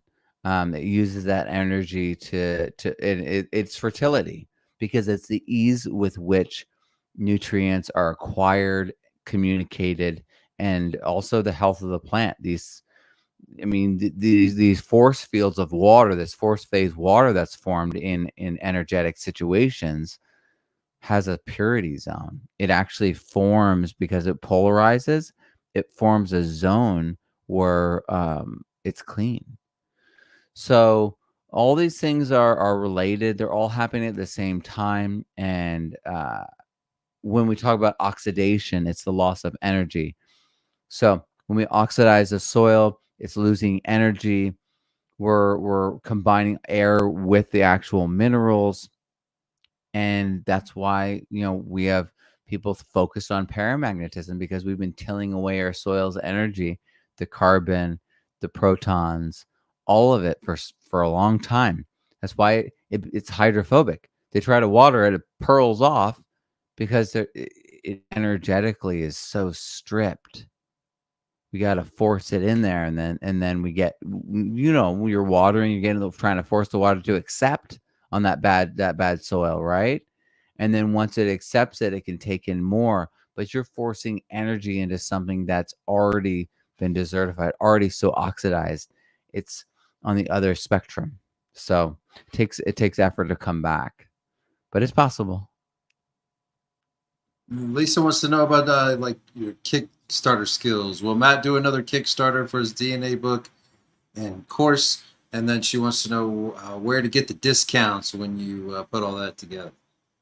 Well, thank you, Lisa. I appreciate you so much. Lisa was live with us earlier today, earlier today at the premiere. So I appreciate you so much, Lisa. I will be doing the DNA Kickstarter most likely next summer or fall. And then I will take, this last book took me 13 months and the book before that took me 12. So I expect it to be that same sort of time period where I'll take a year to do the writing and then publish it. And we'll just do the normal Kickstarter like we always do. And you're one of my students. And so my students, I always offer discounts when you're inside the community. And yeah, I'll definitely make sure you get the email. And you're so good, Lisa. You're at all these things we keep doing. So I don't think you'll miss it. This is from K.O. Frass. How does pH and fungal domination correspond? Does mycelium grow better in acidic environments? If so, can low pH natural solvents with yeast and chitin stimulate its growth? Yeah. So chitin, I think yeast and chitin's good. But I would make sure you add other things like that are more lignin based, especially. Just leaves alone. Have you ever cleaned gutters out and then found leaves from like years ago, and you're like, man, this is taking a long time to break down? Yeah, that's leaves. Leaves are amazing. They last longer, I believe, than wood chips. So yeah, I think adding leaves in there would help a lot. But yeah, low pH. The thing is, fungi are releasing a lot of energy. They have digestive enzymes. They are breaking things down in the environment around them. So they're always acidifying things. They're partnering with plants when they're mycorrhizal, and that's also making things more acidic. They are naturally found fungal dominant environments, places where there's more fungi than, than in other places. It's always it's always acidic. So the acidity is protons, right? Hydroxides, alkalinity. That's how we measure these things. And protons are energy. And so fungi dominates in energetic, wet environments. That's why we find them in the Pacific Northwest in the forests, in Michigan in the forests, in Pennsylvania in the forests, because that's where it's wetter. That's where there's more food, and that's where we find the fungi. So it evolved in the acidic environments. That's why it grows better there. It evolved in the lower pH. So providing the food and providing the environment that's conducive is key. So yeah. Last question for you. All right. Lucas Nan. I know Matt has said certain mushroom compost and certain mushrooms kill nematodes in soil and worm beds. Do all fruits of fungus reduce nematodes? No, there are certain ones that do it. So specifically, lion's mane, specifically oyster. There's more. I can't quite recall them, but all you have to do is look up nematophagous. Yeah, it's nematode eating. And phagy is eating, so it's nematophagy or nematophagous fungi. And so there's a whole bunch of fungi that eats nematodes, or kills them because the nematodes would eat them. So they're like, stay back, you know?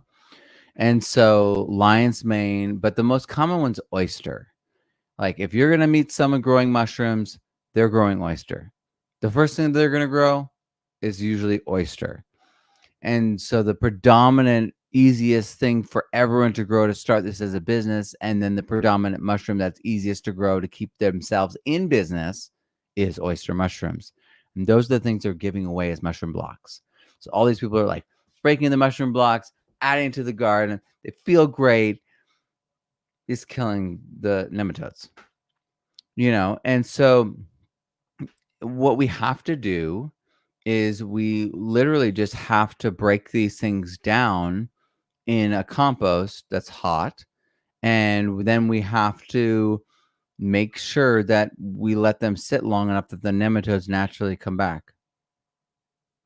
And then you know that that pile is not going to kill the nematodes in your garden.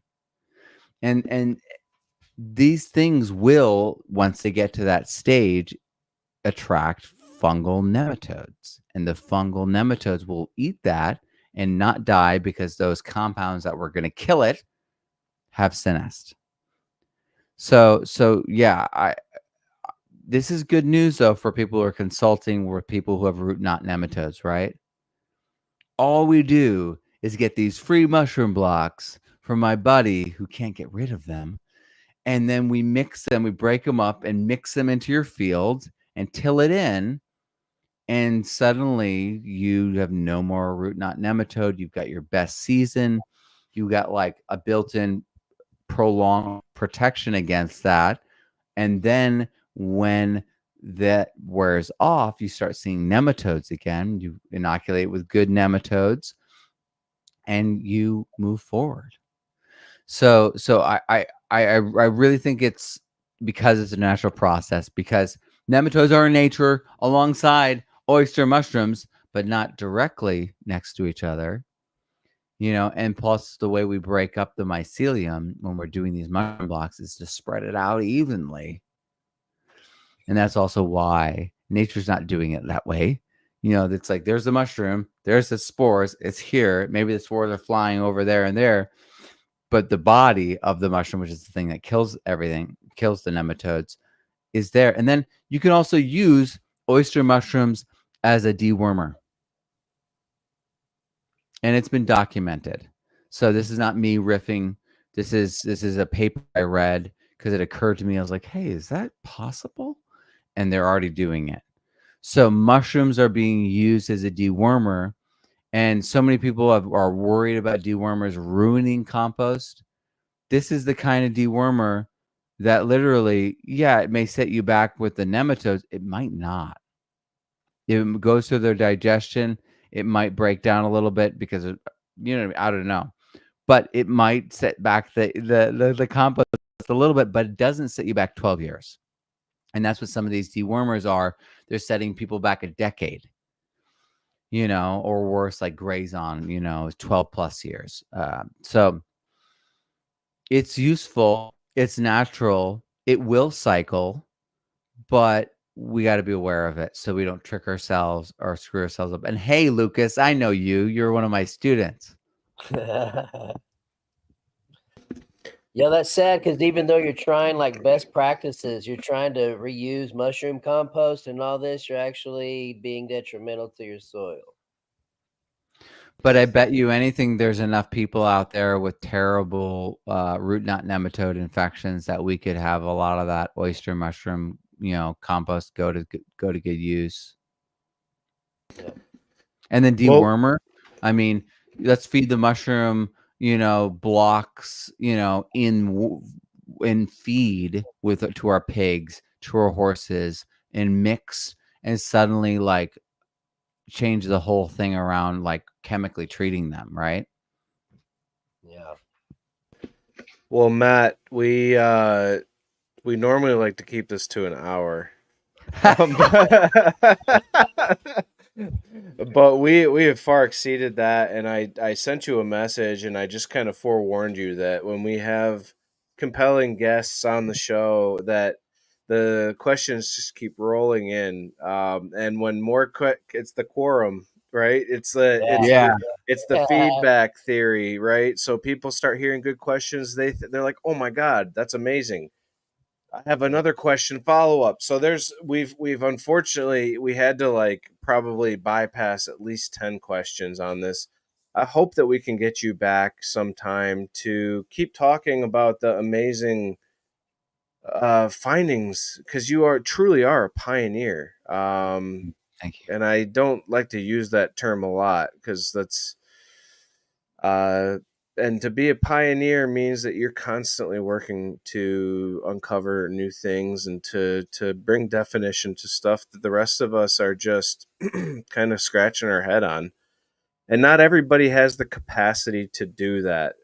And it's special that you're able to take this unbelievably overwhelming amount of information, boil it and dilute it, and distill it down into books that are really not that hard to read. And like you were explaining earlier, it's not your average textbook where you're chasing around a diagram and arrows, and there's some of that going on, but it's with the use of images and the use of just beautiful photography. It makes it so palatable. So other than what I'm going to throw up here on the banner, the permaculturestudent.com, at the permaculture student, what are the other ways that people can stay kind of in touch with you and get this information?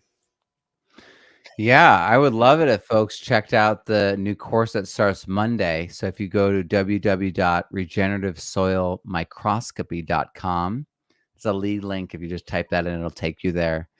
And I would love it if folks check that out, because if you want to learn how to do the work, you want to learn how I figured all this out, you want to go down to the original source material and read those articles with me and see those things that we can actually prove, and then have you prove them, and then you do the reps, and then see other people do the work too. And then eventually, you're doing 14 samples, like with your eyes, you're doing one sample, I'm doing one sample, but then you're seeing 12 other people's samples in groups at Tate. And it's an incredible experience. People are learning microscopy so fast because we're doing the work together, because we've got morphological guides, we've got all the testing that we've been able to do. So I hope that folks check that out. Regenerative-soil-microscopy.com. And yeah, my books are available, thepermaculturestudent.com, or Amazon or Barnes and Nobles or other areas. So check it out, and thank you.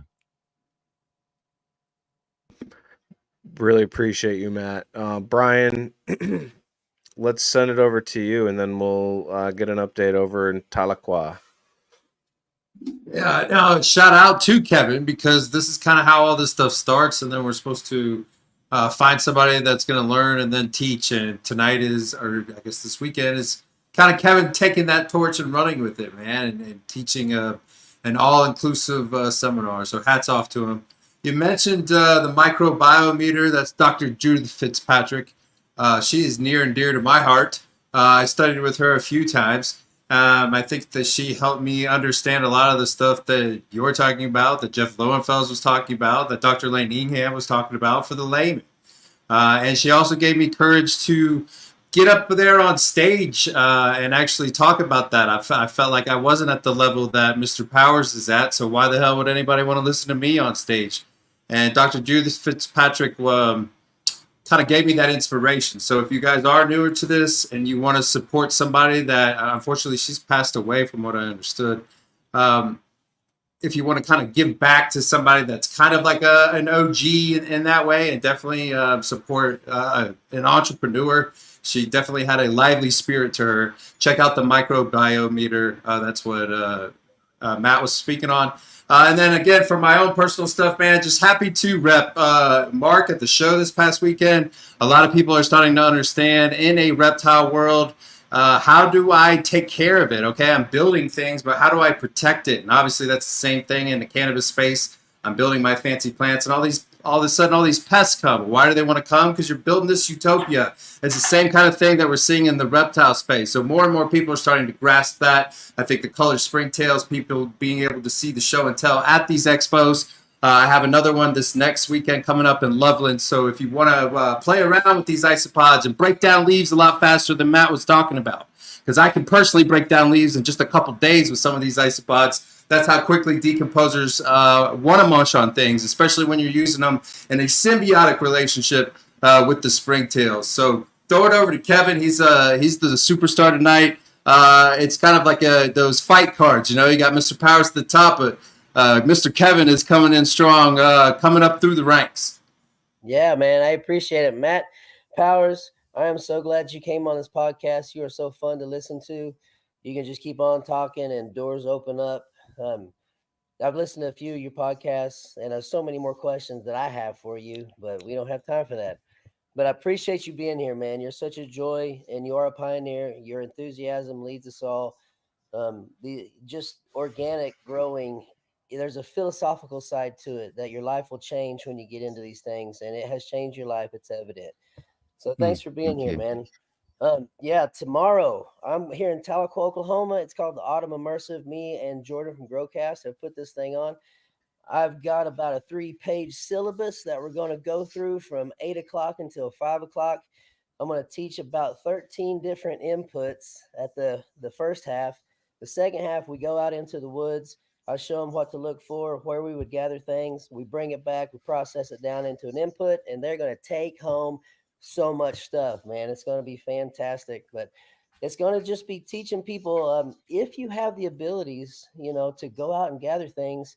If you have land, it's really easy. But if you don't, like some people live in apartments, that's when you have to revert to going to like churches or schools that have pine trees, that have fruit trees and things, oak trees with acorns falling, and you gather from there. And it's free. Parks, and just trees along the side of the road. Magnolia trees are often just growing along the roads here in Oklahoma. You can find things and you can make this stuff for free. And like Matt's saying, man, you're not being sold anything. You're using Mother Nature. You're participating in the process. You're gathering and consolidating into a small little area and kind of heating it up with heat and moisture and speeding up Mother Nature a little bit. And we make it ourselves. And that's what we're learning this weekend. And I'm excited to get to teach this. So thank you guys. You've really been a big help in this. Brian, Matt, or Brian and Mark, thank you very much for your help, man. I appreciate you guys. Once again, Matt Powers, you're fantastic, brother. Oh, thank you so much. Thank you all. All right, and last shout out to Matt from me.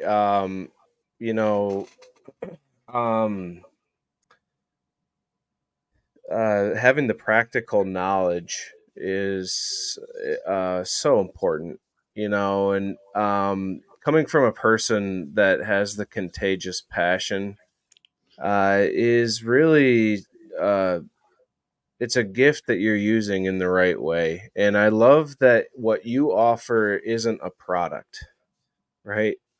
You're not selling a product necessarily. I mean, you can buy the book, and what you're buying is like beautiful photography and just an amazing guide with pictures and just interactive and beautifully done with very, like I said earlier, diluted information that's easily consumed. And so when you learn to do something with what you have, and it's more from a practicality standpoint rather than a product standpoint or being stuck on the teat, so to speak.